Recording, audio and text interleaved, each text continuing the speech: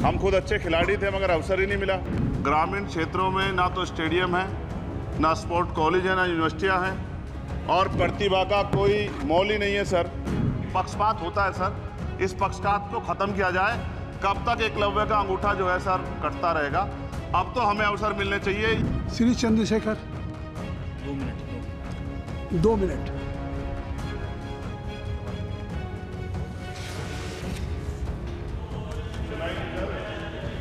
हो गया अनुभव, आप बोले। माननीय सभापति जी, आखिरी तक कर दिया है आपने। मैं तो 3.5 घंटे से इंतजार कर रहा हूं। सौभाग्यशाली आपको अवसर मिल गया। आप चेयर पे बैठे और अवसर ना मिले, ये तो फिर ये तो बहुत धन्यवाद। आप तो नए मेंबर्स के लिए अवसर पैदा करते ही हैं सर। सबसे पहले तो मैं पेरिस ओलंपिक खेलों में जाने वाले सभी खिलाड़ियों को आपके माध्यम से, सदन के माध्यम से बधाई देता हूं, मंगल कामनाएं करता हूं और सरकार का ध्यान में इस तरफ आकर्षित करता हूं कि अनुसूचित जाति, जनजाति और पिछड़े वर्ग के खिलाड़ियों के प्रतिनिधित्व पे भी उनको ध्यान देना चाहिए। हम ग्रामीण अंचल से आते हैं। ग्रामीण क्षेत्रों में ना तो स्टेडियम है, ना स्पोर्ट कॉलेज है, ना यूनिवर्सिटियां हैं और प्रतिभा का कोई मोल ही नहीं है सर। हम खुद अच्छे खिलाड़ी थे मगर अवसर ही नहीं मिला। अब यहाँ आने में भी बहुत समय लगा, सड़कों पे संघर्ष करना पड़ा।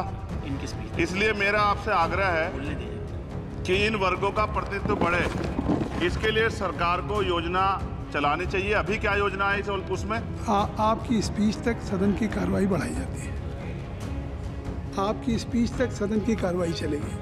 6 बज रहा है। अच्छा ठीक, सदन समाप्त हो जाता है, लेकिन आपकी स्पीच शुरू हो गई तो आपकी स्पीच तक सदन की कार्रवाई। धन्यवाद, बहुत बहुत धन्यवाद। लेकिन कृपया तो सभापति जी 5 मिनट में कंक्लूड। मैं आपके माध्यम से सरकार से जानना भी चाहता हूं कि ग्रामीण अंचल और SC, ST, OBC के प्रतिनिधित्व बढ़ाने के लिए क्या कदम उठाए गए हैं तथा इस संबंध में कुल कितनी धनराशि आवंटित की गई है और कितनी धनराशि आवंटित करने का प्रस्ताव। क्या उक्त श्रेणी खिलाड़ियों को पर्याप्त प्रशिक्षण के लिए सरकार द्वारा अलग से कोई प्रशिक्षण केंद्र स्थापित किया गया है या किए जाने का प्रस्ताव। उक्त खेलों में अलग अलग स्पर्धाओं में उक्त श्रेणी के कुल कितने खिलाड़ियों को भेजे जाने का प्रस्ताव है तथा इन सब खिलाड़ियों का श्रेणीवार कुल कितना प्रतिनिधित्व रहेगा। साथ साथ अभी हमारे साथी कह रहे थे कि खेल में जाति और धर्म नहीं होता। सर जाति तो है, जहाँ कक्षा 1 से बच्चे के नाम के साथ सरनेम लगा होता है तो उस देश में जाति ना हो, ऐसा कैसे हो सकता है? जाति के आधार पे मेरे आज भी याद है, हिमा दास जब मेडल लेके आई थी तो सबसे पहले उसकी जाति सर्च की गई थी।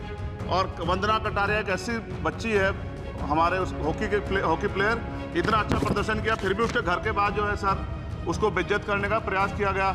साथ साथ सर साक्षी और विनेश के साथ क्या हुआ ये भी हम लोग नहीं भूलें सर।